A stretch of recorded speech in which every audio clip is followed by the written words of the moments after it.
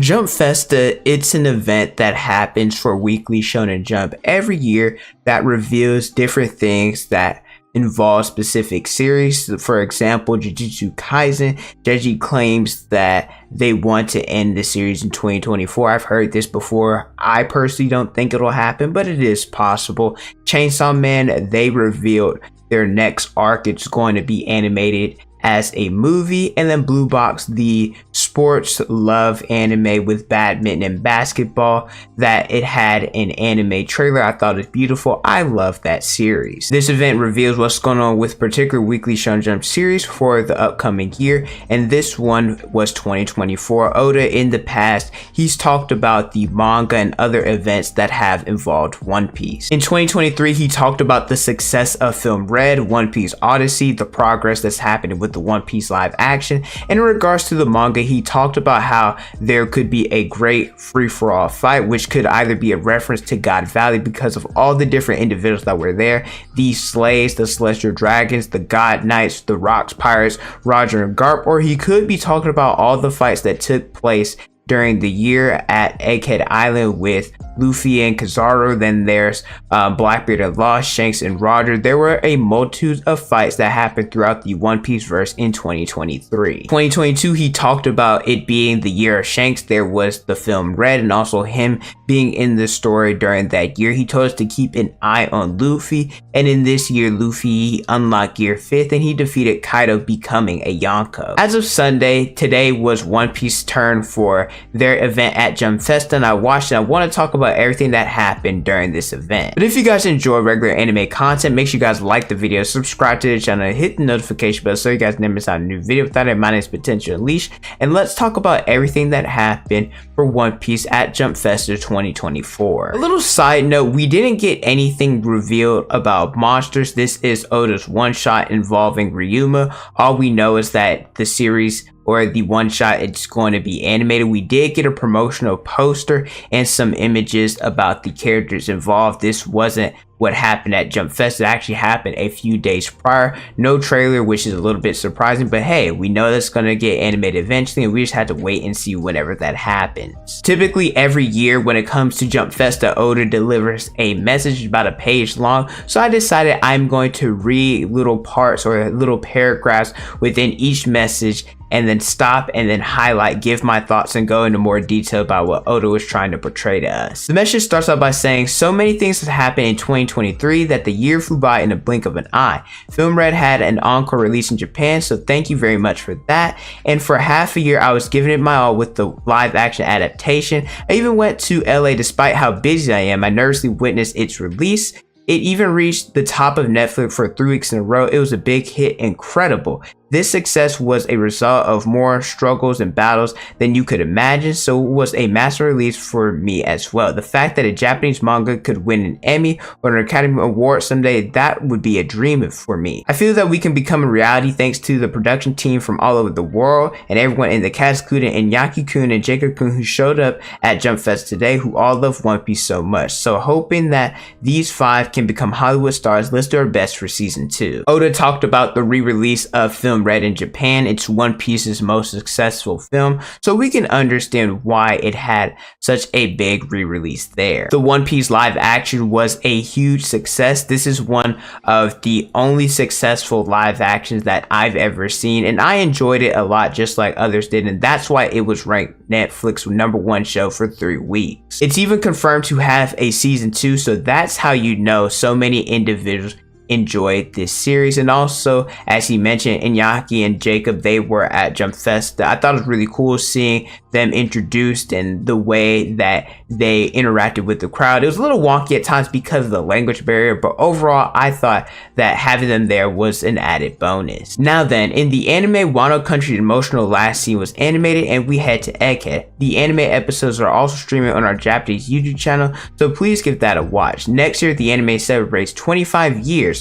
We have a massive project in mind for that. It'll be fun. The One Piece's anime's last episode about Wano was episode 1088. Typically, my reactions go up on Sundays, but it's going to have to drop on Tuesday because as I'm recording this video, my Wi-Fi is out, unfortunately, and hopefully it'll be fixed by Monday. But we won't be getting another One Piece anime episode, technically the 6th, because of US time we get it around 9 or 10 p.m. but in Japan it'll be January 7th, and that's when we start the Egghead arc. We have gotten a teaser trailer in regards to that, seeing the Straw Hats and their character designs, a little bit of what's to come, and as a manga reader I am really excited to see everything that's happened in this arc so far be animated. As for the 25th anniversary of One Piece, the special thing that was revealed was that Wit Studios is going to be reanimating the series starting at the East Blue Saga, and it'll be 25 episodes. I will be going into more details about the good and the bad of this happening, and I'll do that sometime later this week, so make sure you guys subscribe to the channel for that. If you guys want to know what series Wit has animated, they've done Attack on Titan seasons 1 through 3,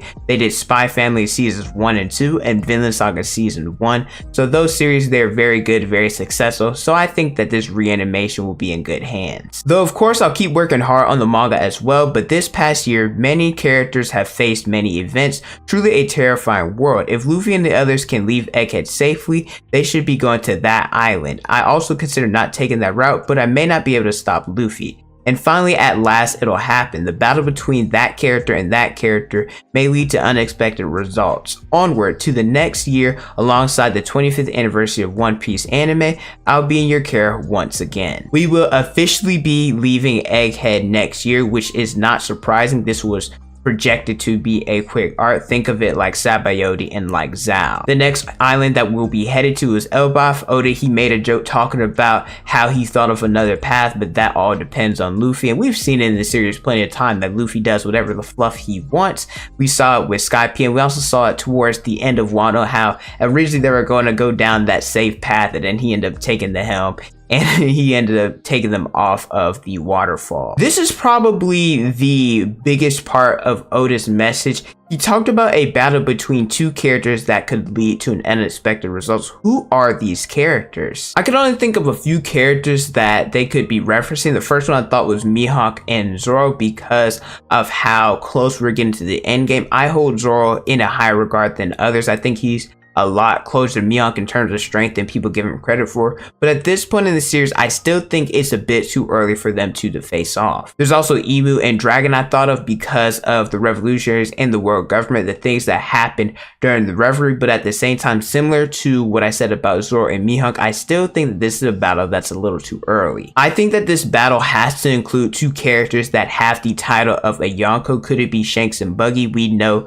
that in the past the reason why Buggy gave up on his dream of going after the One Piece because he felt a little bit insecure and thought that as long as Shanks was around he'd have no chance because of Shanks being projected to be the new generation's king. Oda talked about it being an unexpected result, so could Buggy getting one over on Shanks be that result? I think it's more likely that two out of these three characters that I'm about to list are those involved in the scuffle, either Shanks, Blackbeard, or Luffy, because all three of them have rubbings. They got them, well, Luffy and his crew, they got them themselves. Shanks stole it from Kid, and then Blackbeard stole his from Law. Shanks and Blackbeard, they've had history, and Blackbeard scarred him. They talked about potentially fighting at Marineford. Would it be unexpected for Blackbeard to go in as the underdog and defeat Shanks? Then there's Luffy. How are their interactions going to go when they link up? Is it going to be buddy buddy, or are they going to be fighting on sight? We know that Bartolomeo burnt some of Shanks's flags, so it's very possible that Luffy and Shanks, that they could fight.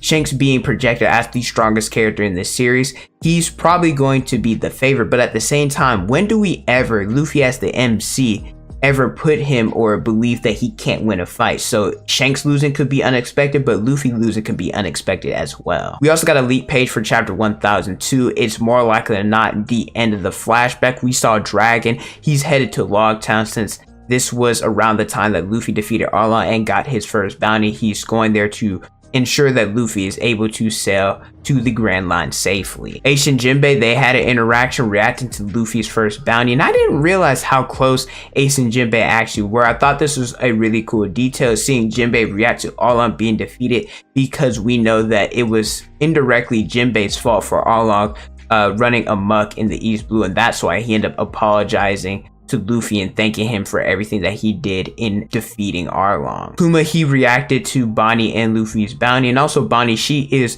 supposed to be a good pirate similar to Luffy, that she only steals from bad people, it only helps people when they really need it. And the reason why she has that jewel on her cheek is we know that she's out to sea in order to find Kuma, and she has that jewel because the last time they interacted she had the sapphire scale on her cheek. In this way, if she has a jewel on her cheek, then Kuma would be able to recognize that it's her. I am really excited for 2024. It's going to be amazing. So much stuff is going to happen, and I want to say thank you to Oda. He says thanks to us, but thank you, because without this amazing story I wouldn't be able to do this like I do, doing YouTube, doing content creation, just talking about One Piece and just enjoying myself being a part of this amazing community. Thank you guys so much for watching. Let me know in the comment section below your guys' favorite part about Jump Festa 2024. It doesn't even have to be One Piece related if you guys don't want it to be. Thank you guys so much for watching. Don't forget to like, comment, and subscribe. Hit the notification bell so you guys never miss out on a new video. Follow me on Instagram, Twitter, and TikTok is on the screen and in the description below. Thank you guys so much for watching, and don't forget to unleash your potential.